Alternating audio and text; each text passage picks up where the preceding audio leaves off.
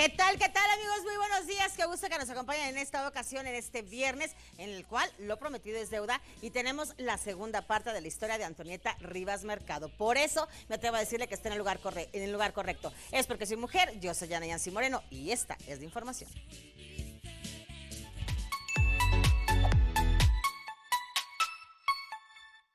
Cuando Antonieta tenía 13 años, su madre Matilde Castellanos abandonó a la familia por seguir a su amante. Desde entonces, Antonieta se hizo cargo de sus dos hermanos menores. En 1918, a los 18 años, Antonieta se casó con Albert Edward Blair, un inglés que residía en Estados Unidos y era amigo de Francisco I. Madero. En 1919 nació el hijo de ambos, Donald Antonio. Sin embargo, el matrimonio fracasó y Antonieta regresó a vivir a casa de su padre para, posteriormente, separarse de su esposo. En 1929, Antonieta conoció a José Vasconcelos, quien se postuló como candidato a la presidencia de la República. Antonieta puso su fortuna a disposición del candidato, así como su corazón. La joven lo acompañó en la campaña consolidando una relación sentimental, aun y que éste estaba casado. Antes de las elecciones en las que Vasconcelos perdió, Antonieta abandonó México rumbo a Nueva York, donde se autoexilió comenzando una época muy difícil para ella, ya que había perdido gran parte de su fortuna.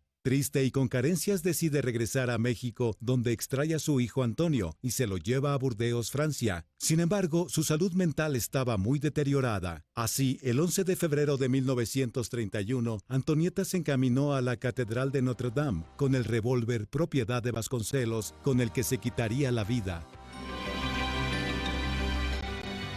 Bueno, nos habíamos quedado, la verdad es que pues muy picados con toda esa historia de Antonieta Rivas Mercado, una mujer como siempre, o como no siempre, como de algunas se puede decir, fueron como adelantadas a su época o dieron pasos pues muy grandes a diferencia de otras mujeres que van fluyendo con la vida misma. Entonces, nos habíamos quedado la ocasión pasada en lo que sucede en la vida de Antonieta Rivas Mercado a partir de que muere su padre, a partir de que también ella decide separarse y comenzar una lucha pues casi a muerte con su ex esposo, con el padre de su hijo, ¿no? Por la custodia del pequeño. Claro. ¿Y ahí qué pasa en la vida de Antonieta? Sí, bueno, continúo. Mira, el divorcio empieza en el 23, pero se extiende muchísimos años más, ¿no? Incluso ya en el ocaso de su vida, ya de cara a su muerte, pues siguen también los jaloneos. Ella siente todavía mucho miedo de perder a su hijo. Lo expresa en sus cartas, también que manda al cónsul de Francia, que era muy amigo de él en ese tiempo, Arturo Pani. También, bueno, es un tema que frecuente también en la conversación con Vasconcelos, según la documentación, las fuentes también. Entonces, bueno, es un tema doliente para ella, lo de su divorcio, y sobre todo desgastante. Pero ella continúa con su labor artística, ¿no? Entonces, este impulso, después de conocer a los contemporáneos, a los llamados contemporáneos, recordar que ellos son... fue lo que siguió a lo del grupo de Teatro Ulises, donde ella también arrancó con ellos, ¿no? Entonces, bien, ahí ella, como mencionábamos anteriormente, pues abraza el feminismo de la época, ¿no? Entonces eso también la marca. Hay una corriente muy importante. Cuando uno ve la figura de Antonieta Rivas Mercado en estas fotos que le hizo Tina Modotti, otra de la que por supuesto tienen claro, que hablar. está en nuestra lista. Mira, ella trae ese look de las pelonas, de las flappers, ¿no? Flappers les llaman, que pelo corto, una figura muy estilizada, incluso delgadas, estos sombreros Chanel o tipo Chanel. Entonces, una mujer muy figuras elegante, como muy largas, sí, muy pero rectas, ¿no? O sea, no curvilíneas, elegantes, sí, con grandes collares. El tema con eso es que puede verse lo que también permeaba su conciencia, ¿no? Y el primer texto tal vez, digo tal vez porque no tengo yo la certeza, ella hace una crítica en esta obra con el grupo de los contemporáneos en la revista Ulises, que bueno, no sé si salió en el primer número o en el segundo, pero ella hace esta crítica a la obra En torno a nosotras de Margarita Nelken, una española también que bregó por el teatro, por el feminismo, ¿no? Y la postura igualitaria de la mujer en muchos ámbitos de la vida, ¿no? ¿no? En España. Entonces ahí se puede ver por dónde iba también la cultura que ella tenía, por qué no se entendió con su marido, entre otras cosas, ¿no? Claro. Entonces, y bueno, ella a partir del segundo número de Ulises... Porque el feminismo en ese momento, en esa época, ella casada, era un tremendo escándalo. O sea, ¿de qué me estás hablando? Y con ¿no? un hombre 10 Sí. años 10 mayor años que mayor, ella. o sea, Pues, por eres supuesto que mujer, no. te dedicas a tu esposo, a Claro. tus hijos y shun. Sí. Por supuesto. Sí, Pues sí. Y pues ya por ahí del 29 la presentan con Vasconcelos, lo conoce, se une a su causa, es promotora de su campaña en dinero y también le escribía los discursos y también estuvo apoyando en todo. Pero pues cuando viene, ahora sí el que se dice que es el mayor fraude de la historia de México y Vasconcelos pierde y entonces se empiezan a ensañar con Vasconcelos, a ella le da miedo por ella O y sea, por su Vasconcelos la enamora porque era un hombre inteligente, porque era un político. Vasconcelos es el creador de Por mi raza, de este eslogan, Por mi raza hablará el Sí. Espíritu. Hay quienes dicen que era Por mi raza hablará el Espíritu Santo y que se lo quitan. No sé yo si eso sea cierto o son parte de las cosas, pero era un gran hombre que finalmente a ella le Recordemos enloquece. que Le gustan era- los inteligentes, ¿no? Recordemos que él fue secretario de Educación Pública con Álvaro Obregón. Y Los fue, libros de texto se los debemos a él. Y el que empezó todo el movimiento muralista mexicano. Ujú. O sea, él es el que llama a Diego, a Siqueiros, a Orozco y empieza a pintar, a usar los muros de edificios públicos para hacer una narrativa de México postrevolucionaria que puede entender todo el mundo, aún el que no sabe leer. Entonces, sí, un hombre muy inteligente, yo no sé si diría la enamoró, o sea, yo diría que se enamoraron, que fue una convivencia muy O sea, intensa. él también la amó. Pero nunca se iba a separar de su esposa. O sea, para él nunca en su mapa estuvo dejar a su esposa por ella.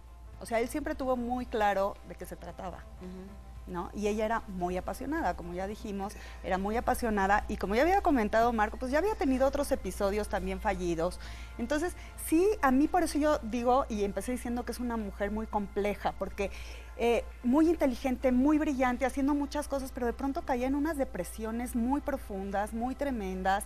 El tema de su hijo, como ya había mencionado, le da miedo, ahorita que digo, empieza un ataque contra Vasconcelos y contra su equipo, y ella le da miedo por ella y por su hijo. Entonces es que se va a París, y ahí es donde sigue la lucha por la custodia del niño. El esposo está tratando por todos los medios que regrese, que dé cuentas, porque ya hay un fallo a favor del esposo.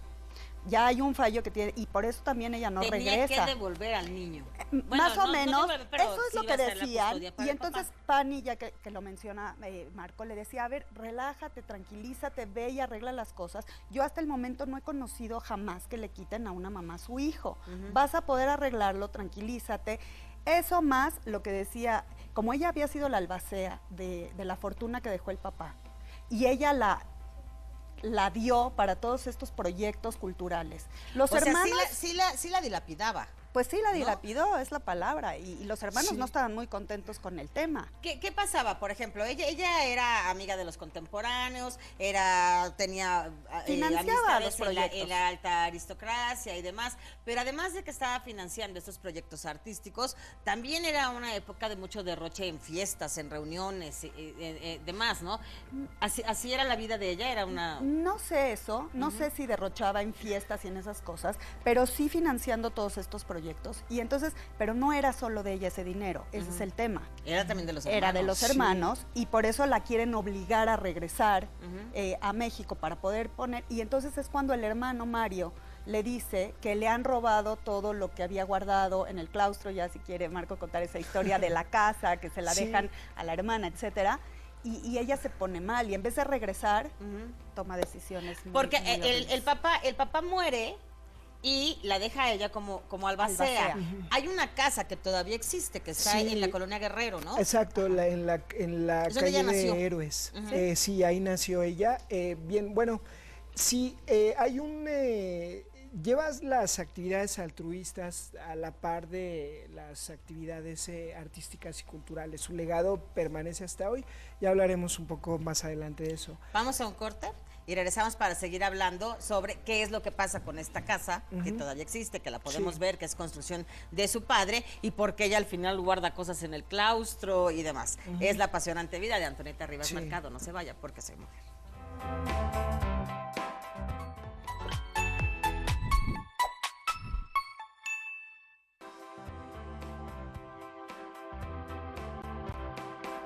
Pues ya regresamos y aquí seguimos conociendo más sobre la historia y me dices que, bueno, al final de cuentas la casa se queda para la hermana, ella se queda como albacea de la fortuna, gran fortuna, porque era el arquitecto Rivas Mercado, el creador de la Columna de Independencia y de muchos, de teatros y demás cosas. Entonces, ¿por qué acaba en el claustro de Sor Juana? Bueno, hay una historia aquí importante. Quiero hacer un paréntesis también para un dato curioso. No se llamaba Antonieta Rivas Mercado oficialmente. Ese es el nombre que ella asume como el literario, el de creadora. Por ahí Vasconcelos también dice que algunos textos los firmaba con el seudónimo de Valeria Mercado. Valeria es el nombre que viene en su fe de bautizo, pero tampoco, porque nació el día de San Valerio, probablemente, pero su nombre oficial es María de la Luz Antonieta Rivas y Castellano, ¿no? Entonces, bueno. Adopta el segundo del papá, Mercado. Antonieta Rivas Mercado es como el nombre artístico, ¿no? Entonces, bueno, ya ese paréntesis nada más. Y sobre el tema de la casa, ella nace allí ve llegar a los revolucionarios, pero allí también, como ya dijo Aida, pues vio desfilar a personajes como Porfirio Díaz, probablemente estuvieron ahí los científicos, ¿no? Como que vivía también en la misma colonia, José Ives Limantur se llamaba. Ahí enfrente de su casa vivía otro aristócrata así de recalcitrante que se llamaba Joaquín Demetrio Casasus, especializado en las finanzas, ¿no? O sea, a donde llegó a vivir era un barrio donde su papá construyó la casa, era un barrio de muchos aristócratas, de varios aristócratas, ¿no? Entonces ahí estuvo Braniff también, en la casa de Braniff. Entonces, bueno, ella pues evidentemente sí convivía con esta sociedad aristócrata y también había fiestas, había reuniones, por eso le llamaban la pequeña París a los distintos círculos o gremios que había en torno a lo que es ellos. Ahora la colonia Guerrero. Sí, exacto, pero obviamente... Ahí está la rotonda de los... En el Panteón de San Fernando también, en la esquina, sí es por allí, y es contigua a la Alameda y al Templo de San Hipólito. El Templo de San Hipólito, por ejemplo, es la primera iglesia de América.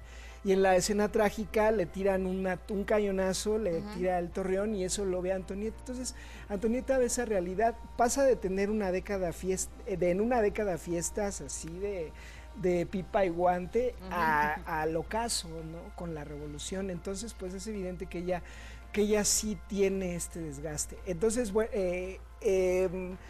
sobre la casa, el papá muere.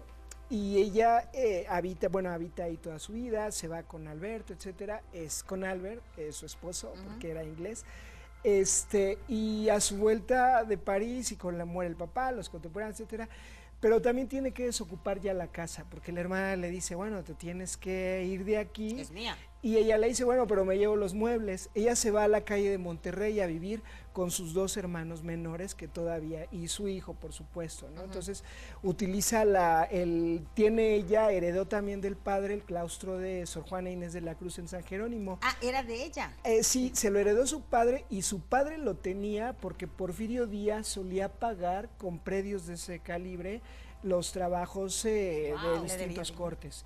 Entonces, bueno, por ello tiene ella ese claustro. Preguntabas hace rato sobre el ambiente de las fiestas. Pues sí andaban todavía en sociedades y eventos altruistas con la diplomacia, etcétera.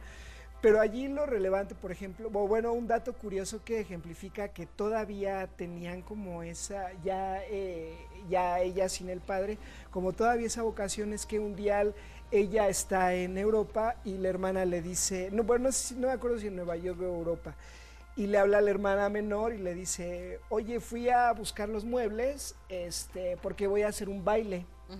Voy a hacer un baile, y pues quiero unos jarrones para adornar y todo.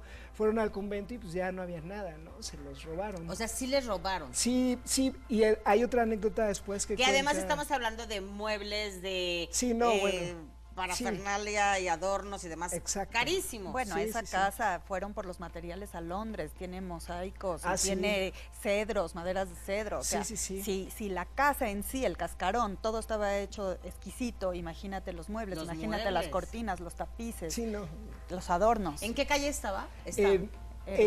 Primero se llamó Humboldt y después Héroes. Hay que ir a verla. Sí, además No, la restauraron los Porque vecinos. iban a hacer la vida, una novela de la vida de Antonieta Rivas Mercado, sin embargo se detuvo, que yo creo que hubiera sido muy Muy buena interesante, idea. ¿no? Y Sí, estaban claro. revisando la casa. Entonces, bueno, finalmente ella se va, ella continúa y pues continúa también con ese tema del amor. Dijimos que Sí. se enamoraba de hombres muy inteligentes, pero como que no era bien correspondida. No, bueno, pues yo creo que sí es complicado. Bueno, son temas. Yo creo que no hay amor sin desamor, ¿no? En esos, en esos. Pero a ella le tocó mucho desamor. En esos ámbitos. No se yo le creo que concretó. tuvo de los dos. Entonces, bueno, pero al final, pues ella, yo creo que sí hizo por su independencia, por gozar pues, por explorar explorar y explotar su creatividad y desde luego su labor cultural y altruista, ¿no? Entonces yo creo que Además de Albert y además de su último amor, José Vasconcelos, ¿hubo alguno en medio? Hubo un hombre que quizás no era que le gustaban las mujeres, o sea, sí le tocaron cosas como Claro, duras, ¿no? claro. Además, yo creo, y como mujer puedo pensar que ella sí tuvo esta lucha muy fuerte, esta dualidad entre ser una mujer que se sale de lo normal, que hace cosas que no son de mujeres de la época, pero también ella nunca quiso despegarse de su hijo. Entonces, pero todo lo que hacía la marcaba como no la mujer más apta para tener con ella a su hijo. Entonces siempre estuvo luchando con esto y por eso la pelea por la patria potestad, ¿no? Porque por un lado, tratar de demostrar que sí es la mamá que puede estar con su hijo, pero querer hacer las cosas que le gusta hacer, ¿no? Y que en ese momento no son tan bien vistas. Sí. Entonces, es este tema, yo si ya puedo irme al final, que me lo estoy guardando, todavía no. Vamos a un corte y regresamos para saber el final de esta historia, qué es lo que pasa. Ayuda a muchos artistas, se enamora, se divorcia, lucha muchísimo por tener con ella a su hijo, está en París y entonces ahí qué pasa, lo sabremos después del corte. No se vaya porque soy mujer.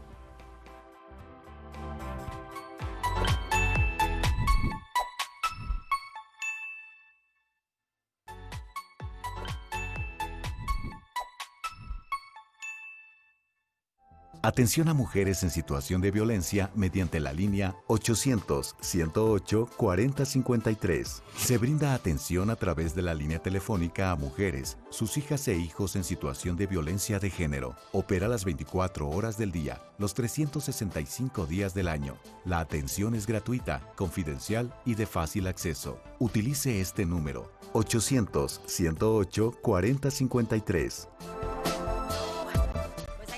Sin violencia, no más violencia, es 800-108-4053, mujeres es el número al que tienen que marcar, y nosotros continuamos con la historia de Antonieta Rivas Mercado y estamos situados ya en 1931 en París. En París. Bueno, yo me voy a ir al final y ya luego creo que Marco tiene toda una explicación alrededor ¿De qué sucedía? de los hechos, pero bueno, ella está, como ya habíamos dicho, con este tema de ya no tiene dinero. Los últimos meses o años, a lo mejor en París, desde que le empezaron a recortar el dinero, hay cartas donde ella dice que no tiene para comer y para darle de comer a su hijo. E incluso hay una anécdota donde quería comprar un tren para Navidad para el niño, tiene 10 años, y pide dinero prestado o manda a pedir dinero porque no tiene ni para eso, ¿no? Pero ¿cómo si era una gran fortuna? Porque le estaban cortando el flujo para obligarla a regresar. Los hermanos. Los hermanos. Entonces, Ok. entre inventos y el hermano se coludió con el esposo, con el ex esposo de ella, para hacerla regresar. Entonces fue tanta la presión, pero a lo mejor no la conocían muy bien, porque ellos pensaron que con esa presión lo que iba a pasar es que ella regresara. Y con esa presión pasó exactamente todo lo contrario, porque no regresó nunca, ¿no? Entonces, esa escena última, bueno, sí, la leí en La sombra del ángel, extraordinario libro, y hay esa escena de veras a mí me conmovió y me choqueó, ¿no? Porque se ve como deja al hijo y le dice ahorita regreso, y deja una carta ahí explicando lo que va a pasar para que alguien venga por él. En París. En París, y ella se va a Notre Dame y se pega un tiro con la pistola de Vasconcelos. No muere inmediatamente y ahorita ya Marco nos contará ¿Qué todo lo pasa? que pasa. Es que además es una dualidad, porque si estamos hablando de una mujer que era Que ama a su muy hijo. fuerte, que ama al hijo, que ama la vida, que se rebelaba ante muchas cosas, híjole, ¿cómo claudicar? Por eso digo Pues que sí, es es compleja. que- Sí. Por eso. no podemos deslindar ni el ámbito del feminismo, no podemos deslindar el ámbito político ni social que ella vivió a lo largo de su corta vida, ¿no? Entonces, yo creo que fueron un cúmulo de situaciones las que la llevó a tomar esa decisión, ¿no? Como bien mencionaba Aida, pues se enteró a Arturo Pani, enteró también a Vasconcelos de su estado anímico principalmente, ¿no? Y deja una carta también donde dice que se va a suicidar.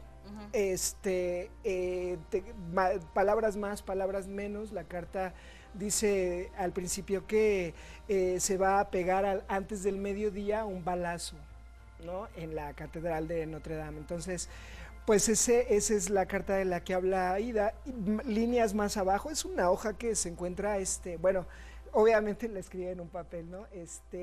Se encuentra fácil en internet y al final le pide a Arturo que vayan por el niño y se lo manden a su padre, que él va a poder darle la vida a la que está acostumbrado. Pero qué impacto, Sí. dejar al niño solito. Y más que nada... Ahorita me voy a suicidar. Ese es su nivel de descontrol. Ajá. Y sobre todo cuando el papá estaba peleando la custodia, mucha de su preocupación era que el niño no conocía al papá, ella no quería dejarlo con él porque decía que el niño no iba a ser feliz con el papá, que le tenía miedo al papá y que no, entonces claro que al final, pero sí hay testimonios o gente que dice que ya realmente su estado mental no era bueno. Ya no estaba bien.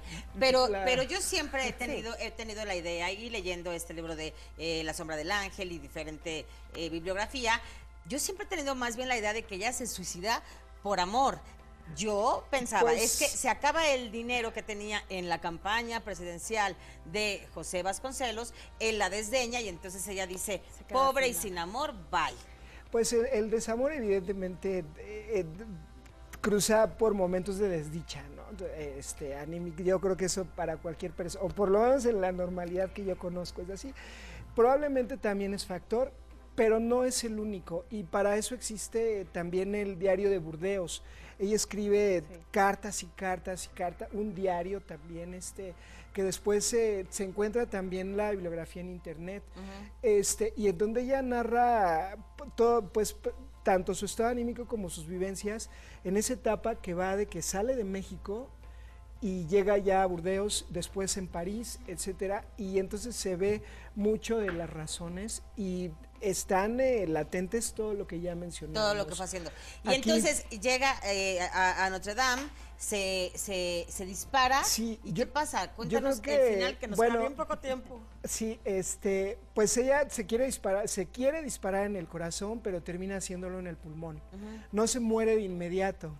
Entonces hay un hotel Dieu, no sé hablar francés, ¿no? Pero hay un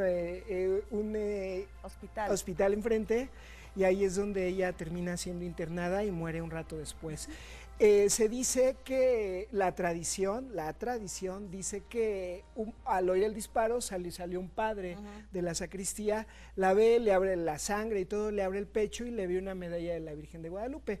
Saben entonces que es mexicana por el hecho de la Virgen, ¿no? Pero ella en la misma carta explica que se matará frente al Cristo Rey.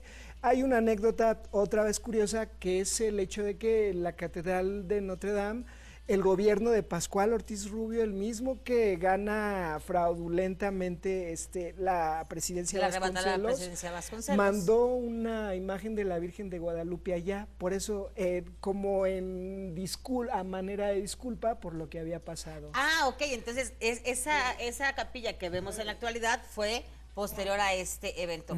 Pues qué interesante, yo creo que siempre queremos saber mucho más acerca de estas mujeres, pero ya saben que aquí tenemos pues esta información en Porque Soy Mujer. Muchísimas gracias a los dos y a ustedes, mi querido público, también muchas gracias, un beso, un abrazo y un gran aplauso. Porque Soy Mujer, nos vemos el lunes.